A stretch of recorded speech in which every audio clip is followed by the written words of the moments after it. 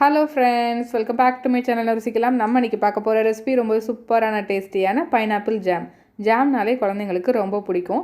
இந்த ஜாம் செய்கிறது ஆக்சுவலாக பார்த்திங்கன்னா ரொம்ப ஈஸியாக வீட்டிலேயே நம்ம ப்ரிப்பேர் பண்ணிடலாம். நீங்கள் ஒரு தடவை வீட்டில் ஜாம் செஞ்சிட்டிங்க அப்படின்னா எப்போதுமே வீட்டிலே தான் செய்வீங்க, கடையில் வாங்கவே மாட்டீங்க. இதே ப்ராசஸ் தான் எல்லா ஃப்ரூட்ஸ் ஜாமுக்கும். இப்போ நம்ம பைனாப்பிள் ஜாம் எப்படி செய்கிறதுன்னு பார்த்துடலாம். இது செய்ய தேவையான பொருட்கள்: அன்னாச்சி பழம் 1, நல்லா பழுத்த பழமாக எடுத்துக்கோங்க. ஜீனி 2 கப், இது நான் ப்ரௌன் சுகர் எடுத்துக்க, நீங்கள் ஒயிட் சுகரும் எடுத்துக்கலாம். மிளகாய் தூள் 1 பிஞ்ச், இது தேவைன்னா சேர்த்துக்கலாம். உப்பு 1 பிஞ்ச். லெமன் ஒரு அரை லெமன் எடுத்துக்கோங்க, அவ்வளோதான். அப்புறம் பைனாப்பிளை நல்லா தொலி சீவிட்டு இந்த மாதிரி நல்லா கட் பண்ணி எடுத்துக்கோங்க. இப்போ இதை நம்ம ஒரு மிக்ஸி ஜாருக்கு மாற்றிக்கலாம். இந்த பைனாப்பிள் மேலே முள்ளாக இருக்கும்ல, அதையும் சேர்த்து கட் பண்ணிக்கோங்க. கட் பண்ணும்போது அப்போ தான் ஜாமுக்கு நல்லாயிருக்கும். இல்லைனா வாயில் தட்டுப்படும் போது குழந்தைங்க சாப்பிட மாட்டாங்க. அதனால் அந்த மாதிரி கரெக்டாக நல்லா தொலியை சீவி எடுத்துக்கோங்க. இப்போ இது ஒரு மிக்ஸி ஜாருக்கு மாற்றியாச்சு. இப்போ இதை நல்லா அரைச்சி எடுத்துகிட்டு வந்துடலாம். தண்ணி சேர்க்காமல் நல்லா அரைச்சிக்கோங்க. சப்போஸ் உங்களுக்கு ஒழுங்காக அரைப்படலை அப்படின்னா ரொம்ப கம்மியாக தண்ணி சேர்த்துட்டு அரைச்சிக்கோங்க. தண்ணி அதிகமாக சேர்த்துற வேண்டாம். இப்போ இதை நல்லா அரைச்சிட்டு வந்த பிறகு நான் உங்களுக்கு காமிக்கிறேன். பாருங்கள், இப்போ நான் நல்லா அரைச்சி எடுத்துகிட்டு வந்துட்டேன். இந்த அளவுக்கு நல்லா அரைச்சி எடுத்துக்கோங்க. உங்களுக்கு நல்லா ஃபைன் பேஸ்ட்டாக ஜாம் வேணும்னா நல்லா அரைச்சி எடுத்துக்கோங்க. இல்லை கொஞ்சம் தருத்தருப்பாக இருந்தால் பிடிக்கும்னா அந்த மாதிரி அரைச்சி எடுத்துக்கோங்க. இப்போ இதை நான் நல்லா அரைச்சி எடுத்துகிட்டு வந்துட்டேன். இப்போ இதை நம்ம நல்லா அளந்து எடுத்துக்கணும். அப்போ தான் நம்ம சுகர் சேர்க்க முடியும். 2 கப் எனக்கு இருந்துச்சு. இந்த கப்புக்கு 2 கப் எனக்கு இந்த பைனாப்பிள் பல்ப் இருந்துச்சு. இதுக்கு 2 கப் சுகர் சேர்க்கணும். சம அளவு சேர்க்கணும். எவ்வளவு பைனாப்பிள் பல்ப் இருக்கோ அந்த அளவுக்கு நம்ம சுகர் சேர்க்கணும். இப்போ முதல்ல இந்த 2 கப் பைனாப்பிள் பல்ப்பையும் இதில் சேர்த்துக்கலாம். ஃப்ளேமை மீடியம் ஃப்ளேமில் வச்சுக்கோங்க. ஃபஸ்ட்டு செய்யும் போது மீடியம் ஃப்ளேமில் வச்சுட்டு இப்போ இதை நல்லா மிக்ஸ் பண்ணி விட்டுட்டே இருங்க. கொஞ்சம் நல்லா கொதிக்க ஆரம்பிக்கும், அது வரைக்கும் வெயிட் பண்ணலாம். இப்போ நல்லா கொதிக்க ஆரம்பிச்சிட்டு பாருங்கள். இந்த அளவுக்கு கொதிக்க ஆரம்பிச்சதும் நம்ம சுகர் சேர்த்துக்கலாம். நான் ஃபஸ்ட்டு 1 கப் சேர்த்துருக்கேன்.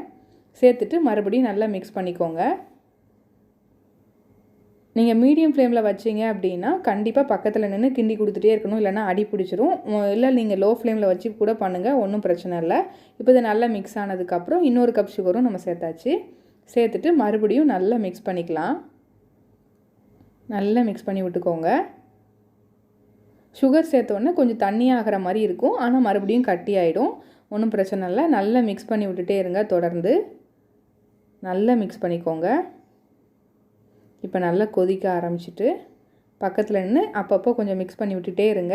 பாருங்கள், இப்போ கொஞ்சம் கட்டியாக இருக்குது. இப்போ இதில் 1 பிஞ்ச் உப்பு சேர்த்துக்கலாம். அப்புறம் 1 பிஞ்ச் மிளகாத்தூள் சேர்த்துக்கலாம். இந்த மிளகாத்தூள் தேவைன்னா சேர்த்துக்கோங்க. ஒரு சின்ன லைட் காரம் இருக்கும், அது நல்லாயிருக்கும். உங்களுக்கு பிடிக்கலன்னா அதை ஸ்கிப் பண்ணிக்கலாம். இப்போ இதை ரெண்டையும் நல்லா மிக்ஸ் பண்ணி விட்டுடலாம். கொஞ்சம் நேரம் நல்லா மிக்ஸ் பண்ணிக்கோங்க. மீடியம் ஃப்ளேமில் வச்சு பண்ணிங்கன்னா நல்லா தொடர்ந்து கிண்டிகிட்டே இருக்கணும். லோ ஃப்ளேமில் வச்சு அப்பப்போ கிண்டி கொடுத்துக்கலாம். இப்போ இது நல்லா மிக்ஸ் ஆனதுக்கப்புறம் இதில் கொஞ்சமாக லெமன் ஜூஸ் சேர்த்துக்கலாம். எதுக்கு அப்படின்னா அந்த சுகர் சேர்த்துருக்கோம்ல, அது ஒரு மாதிரி கிறிஸ்டலைஸ்ட் ஆகாமல் இருக்கிறதுக்காக தான். இப்போ இந்த லெமன் ஜூஸ் சேர்த்துட்டு மறுபடியும் நல்லா மிக்ஸ் பண்ணிக்கோங்க. அரை லெமன் சேர்த்திங்கன்னா போதும். இப்போ இதை நல்லா மிக்ஸ் பண்ணி விட்டுக்கோங்க. பாருங்கள், இந்த அளவுக்கு கட்டியாக இருக்குது.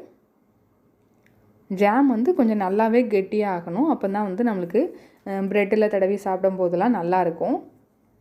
இதை நீங்கள் குழந்தைங்களுக்கு ப்ரெட்லேயோ இல்லை சப்பாத்திலேயோ நல்லா ஸ்ப்ரெட் பண்ணி கொடுக்கலாம். ரொம்ப டேஸ்ட்டாக இருக்கும். ஹெல்த்தியானதும் கூட நம்ம வீட்டிலே பண்ணனால. பாருங்கள், இந்த அளவுக்கு கெட்டியாக வரணும். இதுதான் கரெக்டான ஸ்டேஜ். இந்த அளவுக்கு வந்ததும் அடுப்பை ஆஃப் பண்ணிவிட்டு நல்லா ஆற வச்சுருங்க. இப்போ நான் கன்சிஸ்டன்சி எப்படி இருக்கணும்னு காமிக்கிறேன் பாருங்கள். ஒரு ஸ்பூனை வச்சு இப்படி பார்த்தீங்க அப்படின்னா சென்டரில் கையை வச்சு இப்படி இழுத்தீங்க அப்படின்னா 2 பக்கமும் அது ஓடாமல் அப்படியே நிற்கணும். தண்ணி மாதிரி ஓடிடக்கூடாது. இந்த மாதிரி கெட்டியாக இருந்துச்சுன்னா கரெக்டான கன்சிஸ்டன்சியில் நமக்கு ஜாம் ரெடி ஆகிடுச்சின்னு அர்த்தம். அவ்வளோதான். இப்போ இதை நல்லா ஆற வச்சுருங்க. நல்லா ஆறுனதுக்கப்புறம் ஒரு கண்ணாடி பாட்டிலில் ஸ்டோர் பண்ணுங்கள். கண்ணாடி பாட்டிலில் வச்சு ஸ்டோர் பண்ணிங்கன்னா உங்களுக்கு 6 மாதம் ஆனாலும் இந்த ஜாம் ஒன்றுமே செய்யாதுங்க. ரொம்ப சூப்பராகவும் டேஸ்ட்டாகவும் இருக்கும். இதை கண்ணாடி பாட்டிலில் நல்லா ஆறுனப்புறம் வச்சு நீங்கள் ஃப்ரிட்ஜில் ஸ்டோர் பண்ணிக்கிட்டிங்கன்னா 6 மந்த்ஸ் வரைக்கும் கூட கெடாது. ஆனால் நீங்கள் இதில் ஸ்பூன் போடுறது பார்த்தீங்கன்னா ஸ்பூனை அதிலே போட்டு வைக்காதீங்க. இன்னொரு விஷயம் ஸ்பூன் நல்ல ட்ரையாக இருக்கணும். அதில் கொஞ்சம் கூட தண்ணி படக்கூடாது. ஒவ்வொரு தடவையும் ஸ்பூனை ஃப்ரெஷ்ஷாக யூஸ் பண்ணிக்கோங்க. அப்போனா சூப்பராக இருக்கும். கண்டிப்பாக இதை நீங்கள் ட்ரை பண்ணி பாருங்கள். உங்கள் குழந்தைங்களுக்கு இந்த மாதிரி வீட்டிலேயே நீங்கள் ஜாம் செஞ்சு ரெடி பண்ணி கொடுத்து பாருங்கள். இதை வச்சு நீங்கள் நிறைய ரெசிபீஸ் செய்யலாம்.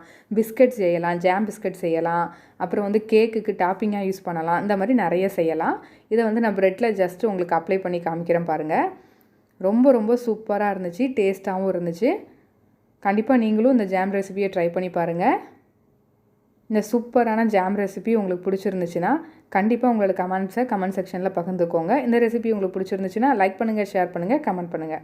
நம்ம சேனலை இது வரைக்கும் நீங்கள் சப்ஸ்கிரைப் பண்ணலையா? அப்போ சப்ஸ்கிரைப் பண்ணி பக்கத்தில் உள்ள பெல் ஐக்கானை கிளிக் பண்ணி அதில் ஆளுங்கிற பட்டனை கிளிக் பண்ணிக்கோங்க. அப்போ தான் நம்மளோட ஃப்யூச்சர் ரெசிபீஸ்லாம் உங்கள் நோட்டிஃபிகேஷன் லிங்க்கில் வரும். Thank you friends.